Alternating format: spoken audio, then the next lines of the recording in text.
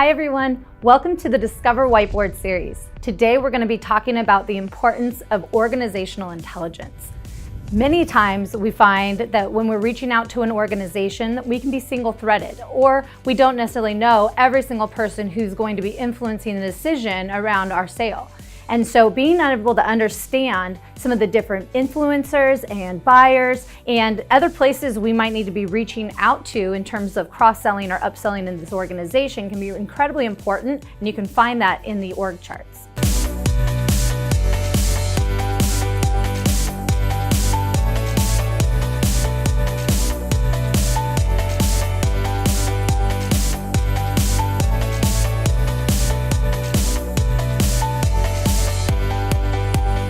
So one of the first areas of focus is for inbound and inbound teams. Many times we have somebody reach out to us, but they're not always the person who's going to end up signing the deal. So what we need to understand of that inbound lead is who is also in their sphere of influence. Who do they influence?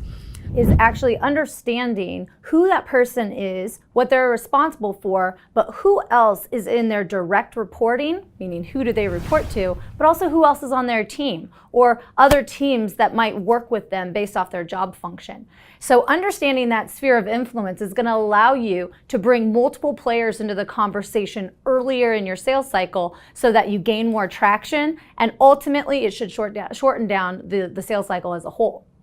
The second area of focus is going to be in prospecting or your outbound efforts. So within prospecting, it's really important in our outbound channel that we focus on two areas when it comes to the organizational charts. The first is being multi-threaded. So to piggyback off of the inbound piece, we want to have multiple points of entry. This really focuses on looking at who in the organization is going to care about our product and who our product serves, but additionally looking at those individuals and finding more of them to figure out who else is above them, who else is below them, are they on the same teams, or are there multiple teams that can be focusing on it. So again, very much an impact of the sphere of influence, but we're looking at this at more than one point of entry. So sphere of influence for two people. The other side of this is that by doing so, we should be able to start looking upward in the org chart for those that are going to be our decision makers. So starting at the top and working on getting top-down referrals is going to be the other area that we want to focus on. Because if somebody is CC'd on an email from their boss saying, hey, you should talk to Discover Org, or hey, you should talk to XYZ company, they're far more likely to open that email, respond to that email, and engage with you as you're reaching out to them. So again, looking at the org chart from that sphere perspective of multiple influencers, we're looking to create influence and referrals that move us through the funnel or move us through the organizational chart. The next area is cross-sell. If our product serves more than one market or potentially has a long sales cycle, we're going to have to sell into multiple groups within that organization. Most specifically and most likely, it's going to be the finance team, the procurement team, those folks that are going to actually sign off on our deals. They need to know about us earlier in the cycle. So by looking at the cross-sell, what we're really ultimately trying to do is gain influence, but this could also lead to the next big opportunity, which is your upsell. If you're able to understand what's going on in an org chart, you can actually find multiple buyers or multiple groups that can service your tool, ultimately giving you a higher price point or getting you that upsell.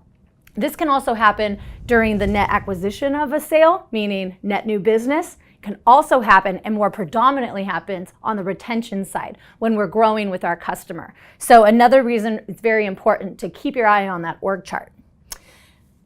Our fourth option here, our fourth area of focus, is going to be on email influence. And this one is a little tricky sometimes.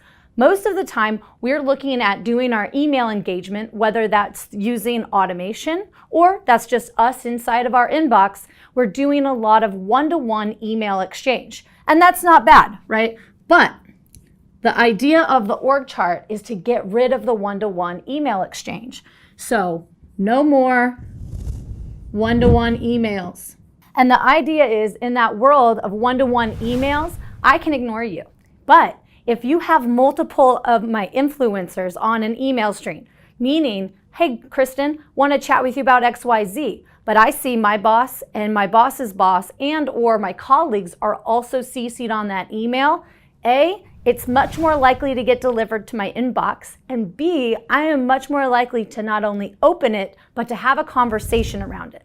Does that mean that somebody's going to ultimately email you right back? It might not. But what it does mean is that the likelihood that team then has a conversation about your product internally is much higher. And if you're delivering high value in your messaging to these individuals, they're far more likely to engage with you in responding and potentially getting a demo scheduled. So again, it's the idea of not going one-to-one, right? Leverage the org chart community that you have at your fingertips. And lastly, one of the most unique areas that we get to use the leverage and power of org charts is going to be for event follow-up. And again, most of the time we do this one-to-one event follow-up with the folks that stop by the booth or those that actually registered for the event. And that follow-up is great. However, you can gain far more influence within that organization if you're able to look at those that came to your event or those that were excited when they were talked to you, the ones that felt like the hot opportunities when they came by the booth.